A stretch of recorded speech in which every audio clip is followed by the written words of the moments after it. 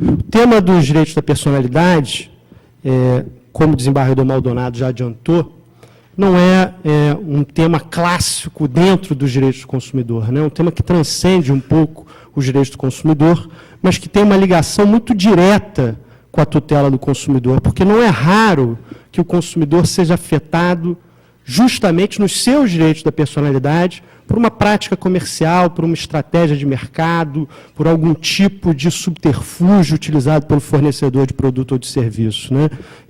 Para dar só um exemplo para vocês, todos aqui, antes de comprar um produto pela internet, são forçados, literalmente forçados, compelidos a preencher um cadastro, dando as suas informações, e ninguém consegue comprar hoje, por exemplo, uma passagem aérea pela internet sem preencher vários dados que vocês não sabem bem para que são utilizados, dados que às vezes não têm muita conexão com o produto que vocês estão comprando, mas são dados exigidos, às vezes exigidos como obrigatórios, né? Não é raro, por exemplo, que um cadastro exige que você coloque o seu número de telefone, né? Quando o número de telefone, você não sabe bem para que serve. Aí, um belo dia, você está em casa, né, às 8 horas da noite, às 9 horas da noite, toca o telefone e alguém oferecendo um produto, né? Prática que tem se tornado cada vez mais comum, aí, tanto nos números fixos quanto nos números celulares, né?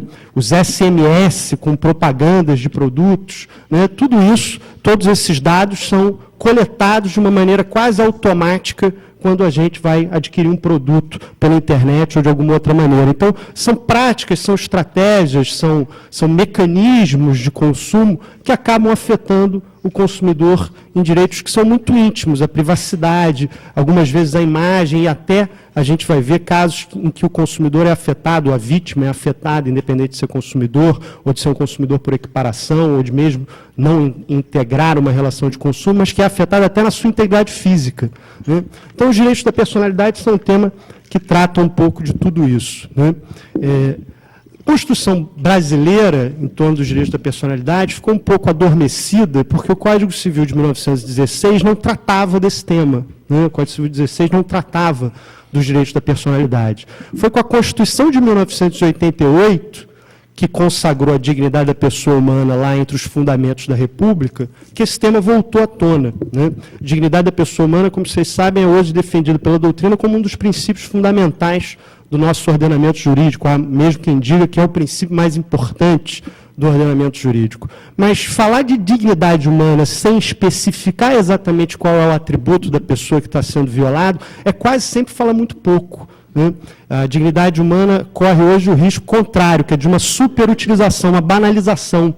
As pessoas dizem assim, isso aí viola a dignidade da pessoa humana. Ninguém sabe bem por que viola, como é que viola, ninguém se preocupa em detalhar muito bem onde está a violação, mas as pessoas usam isso como uma espécie de argumento de autoridade, né? A dignidade humana foi afetada.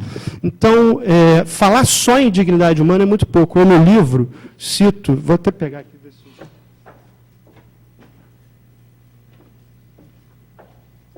Cito uma frase que eu acho muito bonita, que diz que a dignidade da pessoa humana é o princípio fundamental que une todos os povos. É linda a frase, né? A frase é do Jorge Videla, que foi o ditador mais cruel da história da Argentina, né? Então é interessante notar, falar em dignidade da pessoa humana de maneira muito vaga, muito abstrata, não é dizer muita coisa, a gente não especifica muita coisa. Então, os direitos da personalidade, eles foram, é uma doutrina antiga, que vem lá do finalzinho do século XVIII, início do século XIX, mas que foi recuperada justamente para tentar dar um pouco mais de detalhamento a essa proteção da pessoa humana, especificar onde ela tem que ser protegida, como ela tem que ser protegida, qual é a melhor maneira de proteger os seus atributos essenciais, né? E o Código Civil, então, retomou essa doutrina, o Código Civil de 2002, retomou essa doutrina e veio consagrar lá, num capítulo específico da parte geral, dos artigos 11 a 21, o que ele chamou de direitos da personalidade, né? Então, os direitos da personalidade passaram a ter uma previsão normativa no nosso Código Civil de 2002. E ali o legislador indicou esses 5 direitos que estão aí no slide. O direito ao próprio corpo, o direito ao nome, o direito à honra, que é tratado meio, a gente vai ver, confusamente com o direito ao nome, mas está lá, e o direito à imagem e o direito à privacidade, né? Esses 5 direitos foram tratados como sendo os direitos da personalidade no Código Civil de 2002. O primeiro risco, digamos assim, que um leitor pode ter ao analisar o código é imaginar que os direitos da personalidade são só esses. Não é verdade. A gente tem outros direitos da personalidade, né, que vêm sendo construídos, alguns já consagrados, que a gente vai ver ao longo da exposição. Então, a primeira observação importante é que esse rol não é taxativo, ou seja, não são só esses 5 os direitos da personalidade, mas são esses 5 de que o legislador tratou, né? São supostamente, digamos assim, aqueles que eram mais evidentes no momento da legislação, no momento da elaboração do código, que todo mundo sabe, foi um código elaborado ali na década de 70, né? Muito antes da sua aprovação, ficou engavetado um longo período e depois veio à tona. Então, por conta disso, acabou que a disciplina que esse Código Civil de 2002 reservou esses direitos, acabou sendo uma disciplina um pouquinho antiquada em alguns pontos, um pouquinho inadequada até em alguns pontos. E é isso que eu vou tentar mostrar a vocês rapidamente, examinando os principais pontos, as principais controvérsias em relação a cada um desses direitos, né? O livro vai um pouco além, mas eu acho que esses são pontos importantes e de utilidade para todo mundo que está aqui hoje. Primeiro ponto, direito ao próprio corpo, né? O primeiro direito que vamos examinar. Está regulado lá no artigo 13 do Código Civil. O artigo 13 tem uma relação que diz assim: salvo por exigência médica, é defeso, ou seja, é proibido, o ato de disposição do próprio corpo, quando importar diminuição permanente da integridade física ou contrariar os bons costumes. Esse artigo é disparado o artigo mais criticado da parte de direitos da personalidade pela doutrina brasileira. É criticado por várias razões, né? 3 em especial. Primeiro, ele falou em bons costumes, né? É muito difícil conceituar bons costumes hoje. Bons costumes é uma noção que está ficando um pouco ultrapassada no debate jurídico. Era uma noção importante, mas que foi sendo abandonada. Hoje se utiliza pouco a noção de bons costumes. Bons costumes acaba sendo uma cláusula geral empregada um pouco para manter costumes, né? Para ser um pouco conservador, manter o status quo, né? E os costumes não necessariamente são bons, né? Então, é uma cláusula que vem deixando de ser utilizada, né? Em matéria de corpo, é muito difícil falar em bons costumes, né? Cada pessoa tem uma noção diferente do que é um bom costume, cada comunidade, num país como o Brasil, né, de extensão continental, cada cidade tem os seus costumes, né? Não sei como é que seria visto uma pessoa que usa piercing, que se tatua inteiramente numa pequena vila rural, no interior de algum estado, né? É muito difícil dizer que aquilo contraria os bons costumes ou não contraria, deixar uma insegurança muito grande no ar para autorizar a intervenção voluntária no próprio corpo ou não, né? O segundo critério que o artigo utiliza, que também é criticado, é o da diminuição permanente, né? O artigo diz assim, olha, é vedado o ato de disposição do próprio corpo, ou seja, mesmo que você concorde em dispor do próprio corpo, você não pode dispor do seu próprio corpo, se isso for implicar numa diminuição permanente da sua integridade física, né? O legislador usou um critério aí que é estrutural. Ele disse assim, olha, se o efeito é permanente, não pode. A contrário senso, sugere que se o efeito não é permanente, pode. Então, posso fazer qualquer intervenção física no meu corpo que não seja permanente, né? Essa ideia é uma ideia muito combatida pela doutrina mais atual. Muito combatida por quê? Porque aquelas partes destacadas do nosso corpo, o cabelo, o sangue, a saliva, tinham um tratamento, o sêmen, né, o material reprodutivo, são partículas que tinham um tratamento dado pelo direito civil tradicional como res derelicta, né, como coisa abandonada. Eram partículas que não tinham valor nenhum, né, eram partículas que não significavam nada, né? E hoje em dia, ao contrário, a gente sabe que com a evolução tecnológica, essas partículas trazem a intimidade mais profunda de cada ser humano, né? Trazem o código genético, né? Então, dizer que a gente pode fazer qualquer disposição do próprio corpo que não seja permanente, sugere que a proteção a essas partes destacadas é menor do que ao corpo em si, quando, na verdade, essas partículas deviam ser muito protegidas. Tem 2 casos brasileiros que eu queria citar, que eu acho que mostram bem o equívoco de dar pouca proteção a essas partículas. O primeiro é um caso muito famoso, acho que a gente até já debateu aqui em algum momento, que é o caso da Glória Trevi. Glória Trevi, para quem não sabe, é uma cantora mexicana que foi presa há alguns anos no Brasil, né, para ser deportada para o México. Vocês lembram disso? Ela foi presa no Brasil, estava sendo acusada de crimes relacionados à corrupção de menores no México, né, e ela foi presa no Brasil para ser deportada, foi mantida presa nas dependências da Polícia Federal, onde ela não podia receber visitas íntimas, mas ela engravidou. Quando engravidou, surgiram 3 versões para a gravidez na mídia. A primeira é de que os policiais federais tinham estuprado a Glória Trevi. A segunda, de que os policiais federais tinham sido corrompidos, tinham sido subornados pelo empresário dela para permitir visitas íntimas. E a terceira era uma tese, digamos assim, futurista, com base numa caneta Bic. Quem viu na época vai lembrar, e eu não vou entrar em detalhes porque é segunda-feira de manhã, mas era uma tese com uma caneta Bic. Os policiais federais promoveram uma ação, fizeram uma reclamação depois de uma negação administrativa, porque eles queriam fazer o exame de DNA nela e no filho, para provar que eles não haviam estuprado ela nas dependências da Polícia Federal. Ela se recusou. Ela disse, não quero fazer exame de DNA nem em mim, nem no meu filho. Não quero isso, tenho o direito de recusar a realização de um exame contra a minha vontade. A jurisprudência do Supremo Tribunal Federal é tranquila com relação a isso, em casos envolvendo direitos até mais intensos, como o direito de conhecimento da paternidade biológica. O STF diz que ninguém pode ser conduzido debaixo de vara a fazer um exame. Então, a jurisprudência do STF é tranquila. Ela foi lá e disse, eu não quero fazer o exame de DNA. Os policiais, então, com auxílio do Ministério Público, com a chancela do Supremo Tribunal Federal, conseguiram captar a placenta dela no momento do parto para fazer o exame de DNA. Há argumento de que placenta não é corpo humano, placenta é lixo hospitalar. Então, eu posso pegar a placenta de quem eu quiser para fazer o exame que eu quiser, porque é uma parte destacada do corpo que não é protegida. Vem o efeito desse tratamento. Né?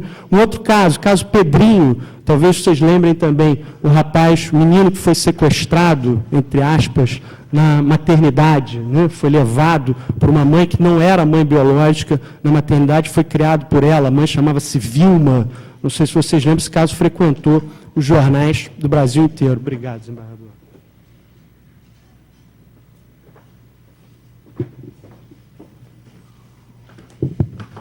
Esse caso frequentou os jornais do Brasil inteiro, não sei se vocês lembram, o caso do Pedrinho. O Pedrinho tinha uma irmã.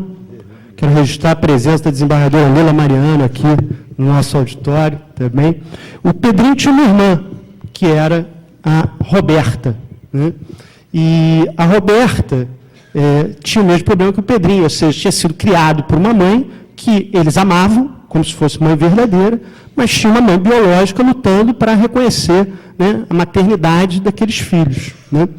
E a mãe biológica, a mãe que era não biológica, a Vilma, foi acusada de prática criminal. Falou, ela sequestrou os meus filhos da maternidade. E os filhos, obviamente, não queriam contribuir para essa investigação criminal, porque era a pessoa que tinha criado eles com todo carinho, que eles amavam, independente do fato originário, lá no momento da maternidade. A Roberta foi chamada para depor na delegacia. Na delegacia, ela acendeu vários cigarros e fumou cigarros, porque estava nervosa, segundo ela, durante o depoimento. O delegado pegou os cigarros, porque ela também tinha se recusado a fazer o exame de DNA. Ele pegou os cigarros, levou os cigarros ao perito que fez o exame de DNA com base na saliva da guimba de cigarro, ou seja, contra a negativa expressa dela, que tinha dito, eu me recuso a fazer o exame de DNA. Né? E, na época, o representante do Ministério Público que cuidava do caso deu uma declaração muito infeliz no jornal, dizendo que o procedimento do delegado tinha sido muito engenhoso, porque ele não tinha usado as guimbas de cigarro fumadas pela Vilma, porque se ele tivesse usado as guimbas de cigarro usadas pela Vilma, que era a mãe, podia-se alegar que ele estava forçando o investigado a fazer prova contra ele mesmo. Né, o que contraria um princípio, não é bem um princípio, mas, enfim, um dogma aí do processo penal. Né? E quando ele usou as guimbas de cigarro da Roberta, quem estava fazendo a prova era a própria vítima. Então, ele disse, foi genial o delegado. Não foi genial o delegado violou claramente o direito que ela tem de não ter o seu código genético desvendado. Ela tem o direito de manter privacidade sobre o seu código genético. Então, esse tratamento que o artigo 13 dá acaba corroborando esse tipo de ideia, porque parece que só as intervenções de caráter permanente são vedadas, as de caráter temporário são todas liberadas. Um caso interessante nos Estados Unidos envolvendo isso foi o caso Moore. O caso Moore é um caso muito interessante que envolveu um empresário do Alasca que ficou doente, foi hospitalizado, né, num hospital da Universidade da Califórnia, se não me engano, e lá foi submetido a um tratamento. Durante o tratamento, perceberam que as células do Mr. Moore tinham uma resistência incomum à leucemia. As células resistiam muito à leucemia, né? Pegaram as células, escolheram algumas células dele, reproduziram essas células em laboratório e fizeram uma linha de medicamentos biológicos contra a leucemia. Todos tendo como princípio básico as células do Mr. Moore, né? Os medicamentos biológicos, como vocês devem saber, são hoje um grande campo, né, para as indústrias farmacêuticas. Tem cada vez mais desenvolvido esses medicamentos biológicos, medicamentos chamados de medicamentos vivos, né, medicamentos baseados em células, né? E o Mr. Moore ficou sabendo daquele fato depois que a linha de produtos já tinha sido lançada. Ele promoveu uma ação nos Estados Unidos. Acabou perdendo a ação, mas o tribunal deixou muito claro que ele perdeu a ação porque ele promoveu a ação com base no direito de propriedade dele. Ele disse que ele tinha propriedade sobre as células e, portanto, ele fazia jus a uma fatia dos lucros da empresa.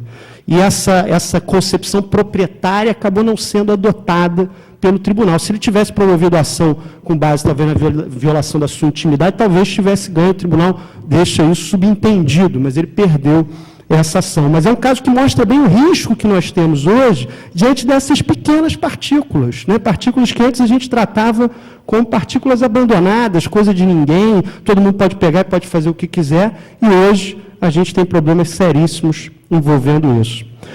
Um caso que dá bem o exemplo disso é o caso dos microchips, né? Também a gente já falou disso aqui em outras ocasiões, mas é um tema interessantíssimo, que é o uso de microchips subcutâneos. Essa boate em Barcelona, que vocês estão vendo ali, que é a Baja Beach Club, ela utiliza, ao invés de utilizar cartões de consumação, cartelas de consumo, ela utiliza microchips de consumação. Você injeta um microchip do tamanho de um grão de arroz, flexível, embaixo da pele, e aquilo se comunica com um emissor de radiofrequência que os garçons usam dentro da boate. Então, você usa aquilo como controle do seu consumo. Esse microchip é limitado à área VIP da boate, que foi uma estratégia muito interessante para estimular, olha a estratégia do mercado, né, para estimular o uso disso. Disseram assim, olha, só o frequentador da área VIP pode optar por ter o microchip. E aí todos os adolescentes de Barcelona, essa boate é em Barcelona, todos os adolescentes de Barcelona começaram a querer ter o microchip, porque isso provava que eles eram VIPs. A BBC entrevistou uma menina frequentadora da área VIP da boate, que disse assim, eu acho muito prático, porque é uma boate onde a gente vai depois da praia. Então, com biquíni e tal, parará, eu não tenho onde guardar o cartão de consumação e a cartela. O microchip eu levo sempre comigo. Ela deu essa entrevista. Dá para ver ali pelos desenhos, né, que é uma boate onde as pessoas vão depois da praia.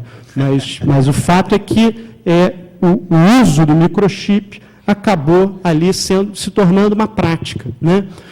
Se você vai à boate, eles te colocam numa sala, pede para usar o microchip, te colocam numa sala, vem uma enfermeira vestida toda sensual, com uma música trance, se for uma mulher, provavelmente vem um enfermeiro, e injeta o microchip no seu braço. Antes disso, você assina um termozinho de responsabilidade, dizendo que você, um termo de irresponsabilidade, né, que você diz que a boate não responde por qualquer lesão, qualquer dano provocado a partir do uso do microchip, que você tem plena consciência do que está sendo colocado no seu braço, e assim vai.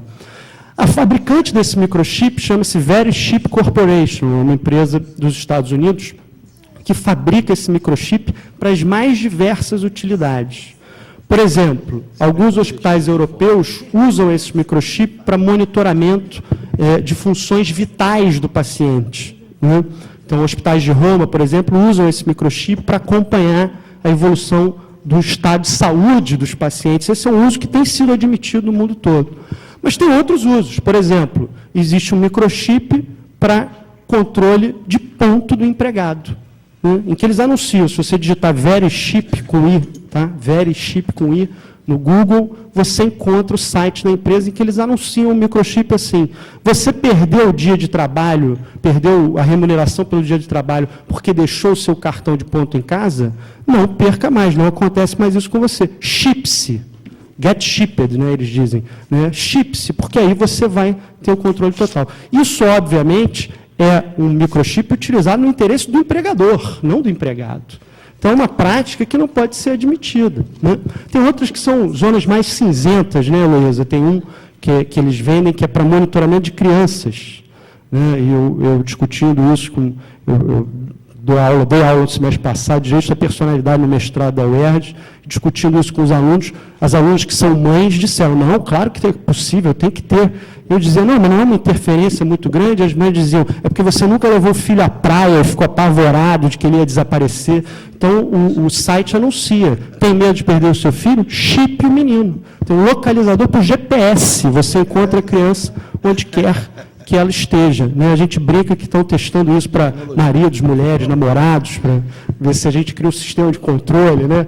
Mas claro que isso não é oferecido pela empresa, mas o da criança é oferecido pela empresa. Então, notem, se a gente analisar isso simplesmente de acordo com o artigo 13, qualquer inserção de microchip é permitida. Qualquer inserção de microchip é permitida, porque ela não produz uma diminuição permanente no seu organismo. Também não dá para dizer que é contra os bons costumes, não é algo habitual, mas não é contra os bons costumes. O problema aí não pode ser analisado dessa maneira. O que a gente tem que analisar é a finalidade, é o interesse por trás daquela intervenção. Se é um interesse que está diretamente conectado ao interesse da própria pessoa, por exemplo, o monitoramento do paciente, a gente pode admitir. Agora, se é no interesse de um terceiro, que tem com ele uma relação de subordinação, por exemplo, o empregador com o empregado, né, o mesmo fornecedor com o consumidor, são situações que a gente não pode admitir, porque não estão ligadas diretamente ao interesse daquele indivíduo. Então, essa análise tem que ser uma análise de função, de interesse, de finalidade, não uma análise estrutural baseada no fato de ser permanente ou ser temporário. Então, esse é um ponto importante do artigo 13. Outro ponto importante, ele no início, não sei se vocês vão lembrar, diz assim, salvo exigência médica. Ou seja, o artigo quer dizer que, se houver exigência médica, qualquer diminuição na integridade física pode ser promovida. Né? E um exemplo marcante de como isso não resolve o problema é o exemplo das cirurgias de transgenitalização.